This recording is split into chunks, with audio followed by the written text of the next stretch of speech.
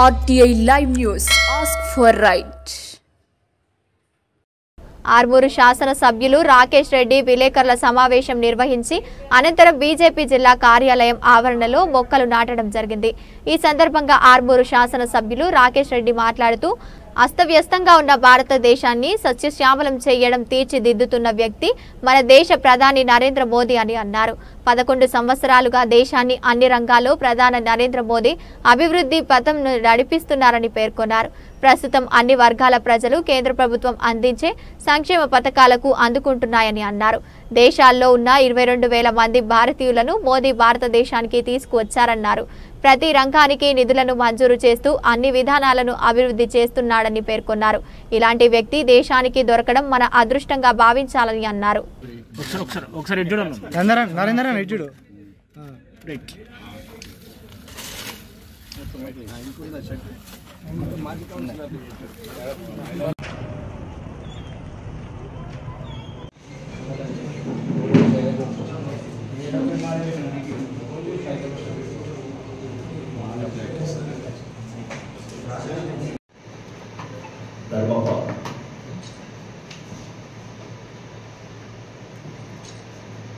సుమారు 65 ఏళ్ళు చితికిపోయి ఈ దేశం ఒక నిస్సహాయ పరిస్థితిలో ఉన్నాం.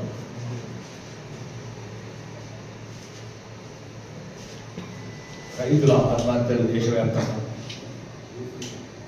మహిళల మీద అత్యాచారాలు మరియు నిరుద్యోగుల ఆత్మహత్యలు, ఎప్పటికీ ఎదగని దేశంలాగా ఉండిపోతామనే ఈ కాంగ్రెస్ పరిపాలన, గతుకుల రోడ్లు, ఎటువంటి మౌలిక వసతులు లేని మధ్యతరగతి, రైళ్లలో ఎక్కుతేనే కంపు, అంటే మొత్తం దేశం అన్ని రంగాల అవినీతి, అహంకారం, కుటుంబ పాలన, ఈ దేశంలో వర్గాల మధ్యన చిచ్చు పెట్టుకుంటూ, మత కల్లోలాలు రేపుకుంటూ, తీవ్రవాదులను ప్రోత్సహించుకుంటూ, ఉగ్రవాదులను ప్రోత్సహించుకుంటూ, సైనికుల తలలు తెగబడుతుంటే కూడా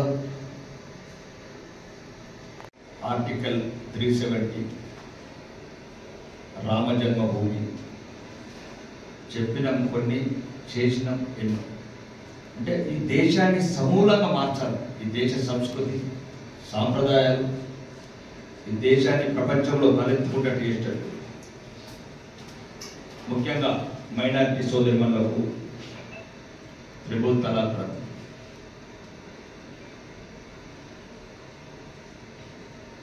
సెక్యులర్ అని చెప్పుకునే ప్రభుత్వాలు మైనారిటీలను భుజాల మీద ఎత్తుకుంటున్న ప్రభుత్వాలు 65 ఏళ్ళు నిర్లక్ష్యం చేయబడ్డ ఆడబిడ్డలను గౌరవం, ఆత్మగౌరవం నిలబెట్టడానికి గౌరవనీయ ప్రధానమంత్రి గారు ట్రిపుల్ తలాక్ రద్దు. మరి ఎన్నో సంవత్సరాలు మహిళా రిజర్వేషన్ అని ఎన్నికల మేనిఫెస్టో పెట్టడం, మోసం చేయడం, మహిళలను వంచడం,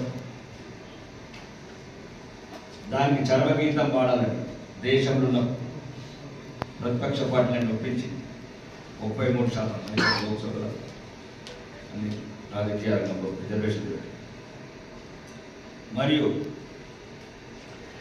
ముద్రా పథకం కింద 30, ఇప్పుడు సుమారు 100 కోట్లు.